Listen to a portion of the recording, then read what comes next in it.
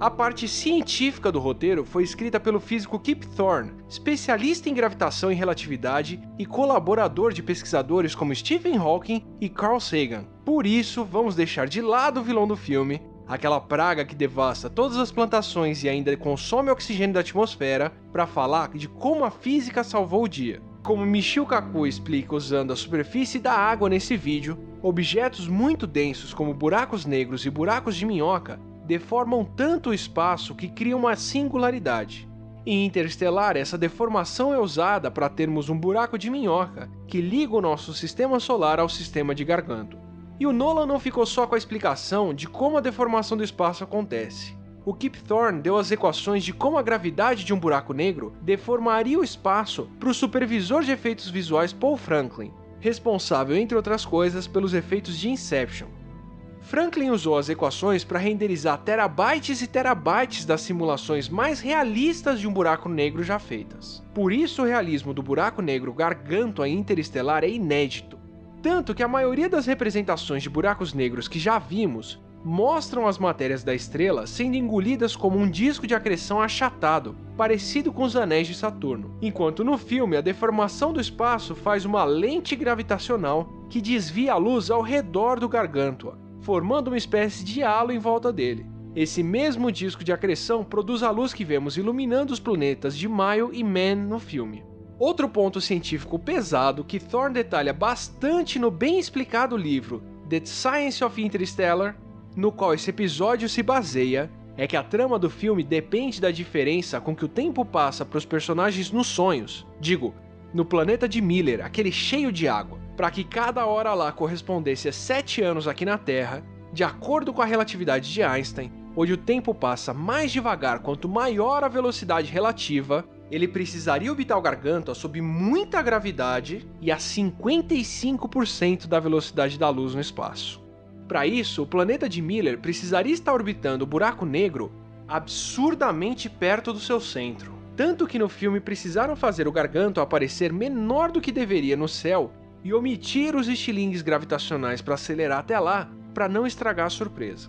Thorne precisou imaginar um buraco negro de 100 milhões de vezes a massa do Sol e em rotação quase na velocidade da luz para ter uma órbita estável o suficiente para não engolir e espaguetificar um planeta passando tão perto. O legal é que estar tão perto da gravidade absurda do Gargantua realmente criaria um efeito de maré parecido com o da Lua, mais forte o suficiente para deformar o planeta e criar as ondas de mais de 1 km de altura que vimos. Além disso, a órbita do planeta de Man precisaria passar longe e perto do Gargantua para os acontecimentos do filme. Só assim a Endurance estaria tão perto para ser puxada pelo buraco negro logo depois das explosões. Segundo Thorne, o fato de ser um buraco negro com rotação também ajudou o Cooper a não ser destruído enquanto caía no Gargantua. Já o que aconteceu depois que ele caiu é uma liberdade artística do Nolan, pois não temos como saber o que se passa dentro de um buraco negro. Como repetiram várias vezes no filme, nada sai de lá, nem a luz. O Tesseract e a regra de que só ondas gravitacionais poderiam viajar no tempo também são criações do filme, mas coerentes dentro daquele universo. Tanto que a luz pôde sair do passado da Lucy para o Cooper no futuro, mas não voltar. Nós costumávamos olhar para o céu e imaginar qual seria nosso lugar entre as estrelas. Agora olhamos para baixo e nos preocupamos com nosso lugar no meio da poeira. Acionando o motor principal. 10 segundos para lançamento. Temos que aceitar a realidade de que nada no nosso sistema solar poderá nos ajudar. 9. Eu tenho filhos, professor. Quanto tempo eu ficaria fora? 8. Eu só peço que confie em mim. 7.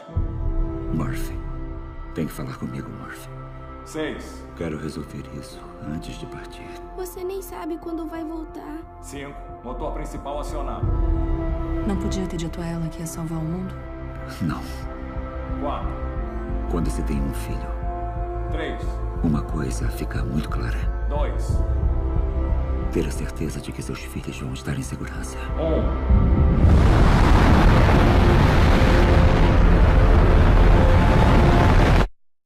Eu vou voltar.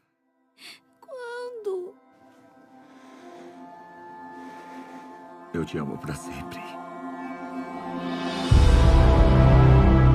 potencialmente habitáveis estão ao nosso alcance. Isso pode impedir a nossa extinção. Vamos lá. Não pode pensar só na sua família, há um contexto maior. Estou pensando em minha família e em milhões de outras famílias. Talvez a gente tenha passado tempo demais tentando resolver isso na teoria. O amor é a única coisa que transcende tempo e espaço. Não adentre a boa noite apenas com ternura. A velhice queima e clama ao cair do dia. Fúria, fúria contra a luz que desventura. Não vou conseguir! Você vai sim.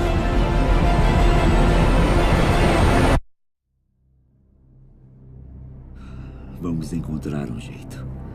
Sempre encontramos.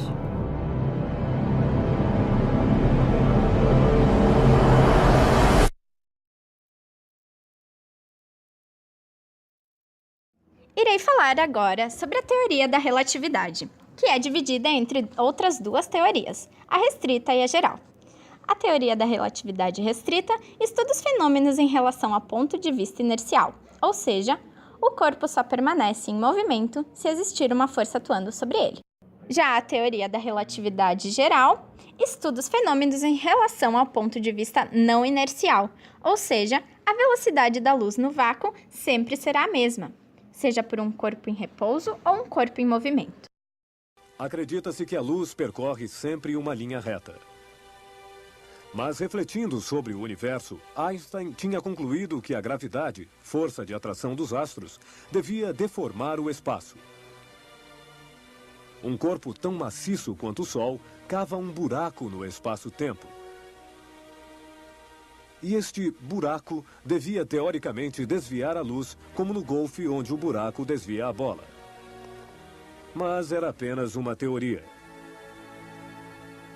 Esta teoria foi verificada observando-se o céu dia 29 de maio de 1919. Neste dia havia um eclipse total do Sol e a estrela Taurus Beta estava quase no eixo que o Sol, mas é claro, infinitamente mais longe. Ela estava sendo esperada aqui, perto do Sol, mas apareceu lá, deslocada do Sol.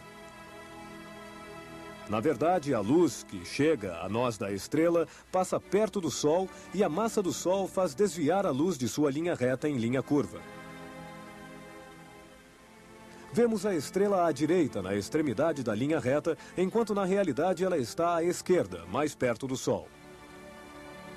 A enorme massa do Sol desvia efetivamente a luz. Vemos a estrela à direita. Na verdade, ela está à esquerda. Por esta observação, vimos que a famosa teoria da relatividade geral era verdadeira. Vamos falar agora sobre o buraco negro. Ele é um lugar no espaço que não é atingido pela força da gravidade, onde nenhuma matéria, mesmo aquelas que se movem na velocidade da luz, podem escapar, pois ela transforma a matéria em energia.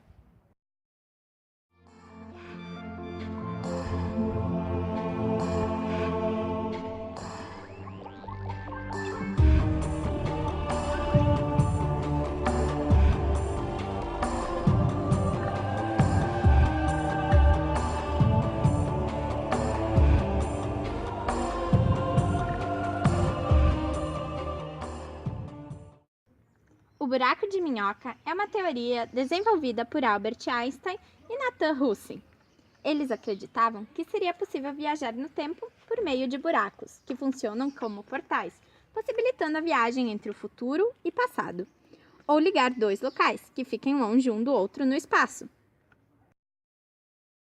O conceito do buraco de minhoca é de que seja uma ligação entre dois pontos diferentes presentes no espaço-tempo e pode ser capaz de reduzir o tempo e a distância de viagem.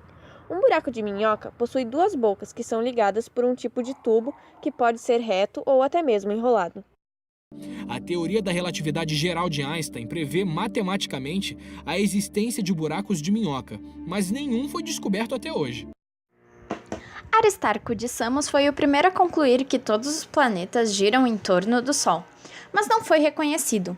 Antes, era afirmado pelo sistema geocêntrico que a Terra era o centro do universo, favorecida pelo astrônomo grego Hiparco. Cláudio Ptolomeu desenvolveu o sistema geocêntrico, com a Terra fixa e ocupando o centro das órbitas planetárias. Nicolau Copérnico não concordou com esse sistema. Brahe afirmou que os planetas giravam ao redor do Sol, já a Lua ao redor da Terra.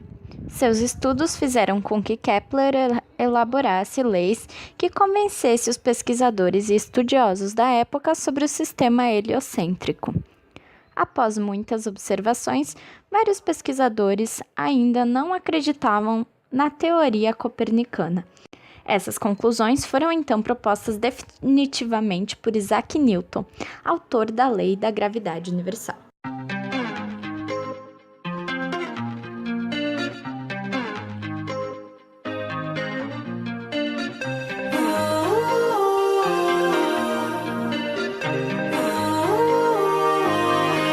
Gravidade é uma força física que a Terra exerce sobre todos os corpos. Também é uma força de atração dos corpos em razão de sua massa. Você já se perguntou por que quando você pula, você volta para o chão? Ou por que as coisas caem e não sobem? Há mais de 300 anos atrás, uma maçã caiu de uma árvore na cabeça de um homem. E o que na maioria das pessoas só daria uma tremenda dor de cabeça, em Isaac Newton fez ele ter a extraordinária ideia da gravidade.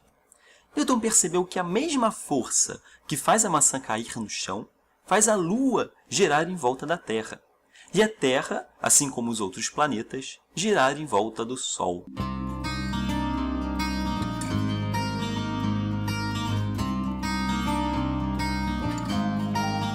A gravidade artificial é qualquer tipo de força gravitacional. Ela pode simular os efeitos da gravidade natural. Existem simuladores de gravidade artificial por meio de magnetismo, rotação e aceleração.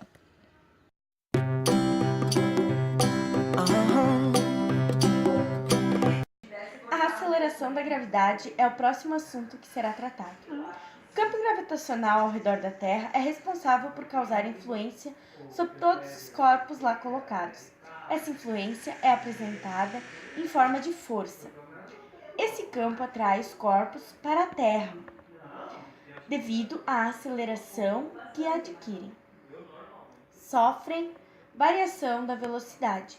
Essa aceleração é denominada aceleração da gravidade.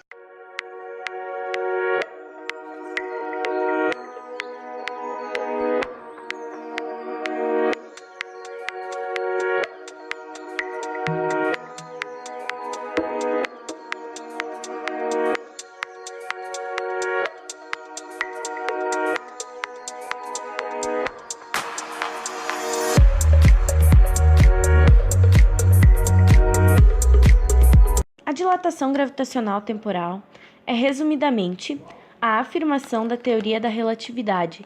Assim, o tempo dentro de um campo gravitacional é mais lento que o tempo fora do mesmo. Ou seja, para um corpo que se movimenta com velocidade semelhante com a da luz, o tempo passa mais lento do que para um corpo que está parado, ou em movimento de pequena velocidade. Desta forma, cada região do espaço possui uma velocidade do tempo diferente.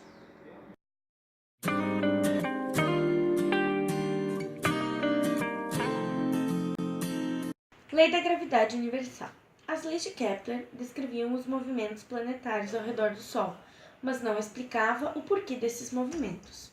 Newton foi quem explicou por uma hipótese aceitável sobre as leis dos movimentos dos planetas. Desde a atração planetária até as atrações moleculares dos corpos. Newton concluiu que a mesma força que a Terra exerce sobre que está em sua proximidade é exercida em uma matéria que está em órbita. Gravitacional foi o nome dado a essas forças, assim dando origem à lei da gravidade universal. O Sol atrai a Terra, assim como a Terra atrai o Sol. A Terra atrai a Lua atrai a Terra. E todos os objetos seguem essa mesma lei. E essa lei foi chamada de Lei da Gravitação Universal. Newton supôs que a força gravitacional seria tanto maior quanto maiores fossem as massas dos objetos. Isto é, quanto mais matéria um objeto tem, maior será a força com que ele atrairá os objetos para si. e igualmente será atraído por eles. A seguir, iremos demonstrar as fórmulas da lei da gravidade universal.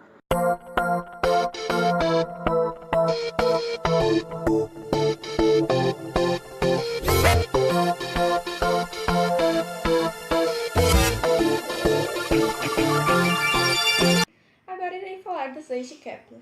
As leis de Kepler explicam os movimentos planetários, usando o Sol como centro do universo. Existem 3 leis. A primeira lei é a lei das órbitas, a segunda lei é a lei das áreas e a terceira é a lei dos períodos. Agora passaremos um vídeo explicando as leis de Kepler.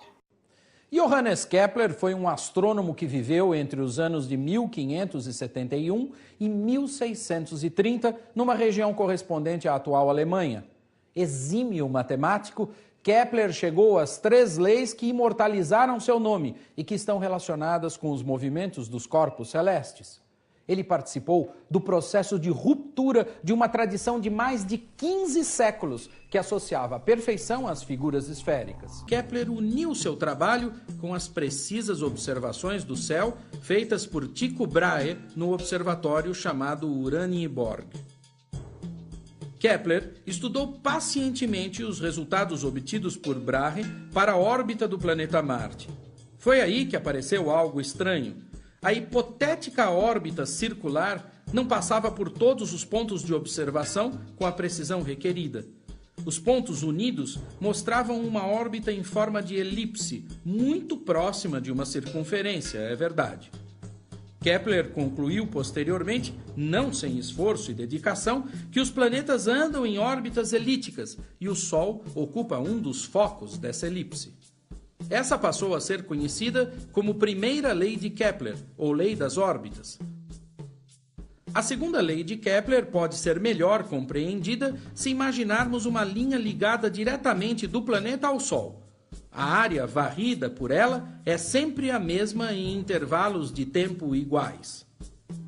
A terceira lei, conhecida como lei harmônica, corresponde a uma proporção entre o intervalo de tempo em que um planeta gira em torno do Sol e a sua distância média em relação a ele. A lei harmônica afirma que o quadrado do período de revolução de um planeta é proporcional ao cubo da sua distância média.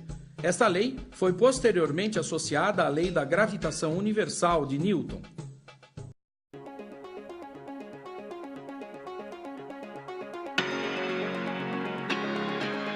A partir de sua teoria, Galileu tentou relacionar a velocidade e a aceleração dos 2 pontos de vista inerciais. A mesma também é utilizada para relacionar a velocidade de 2 corpos, que se diferenciam por um movimento relativo constante. Dentro das transformações de Galileu, foi desenvolvida por físicos a chamada teoria de grupos. Seu propósito é dar característica ao espaço e ao tempo numa representação matemática coerente, com que as informações trocadas por diferentes estudiosos sejam iguais.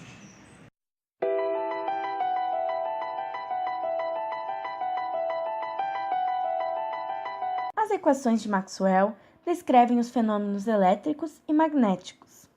Há mais de um século, estas equações passaram por muitos testes experimentais. Maxwell, com essa nova teoria, mostrou que todos os fenômenos eletromagnéticos poderiam ser descritos em apenas 4 equações. Nos primeiros anos em que Maxwell apresentou suas pesquisas, não foi muito reconhecido pela sociedade científica da época, principalmente por algumas de suas afirmações não terem sido estudadas e comprovadas. As equações de Maxwell foram baseadas através das teorias de outras 3 grandes cientistas, Gauss, Ampère e Faraday. Suas teorias relacionam a eletricidade e o magnetismo. Atualmente, a velocidade da luz no vácuo é de aproximadamente 300 bilhões de metros por segundo. Seu valor exato é de 299.792.458 bilhões metros por segundo.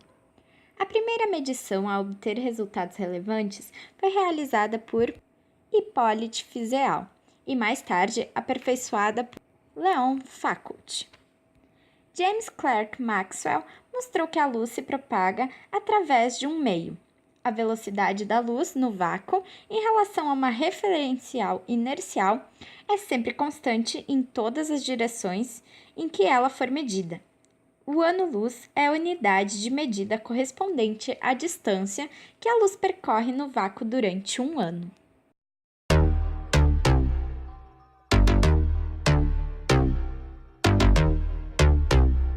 Hoje em dia, já foram colocados vários satélites em órbita, com vários tipos de funções, como, por exemplo, observações meteorológicas, pesquisas, telecomunicações e para o uso militar.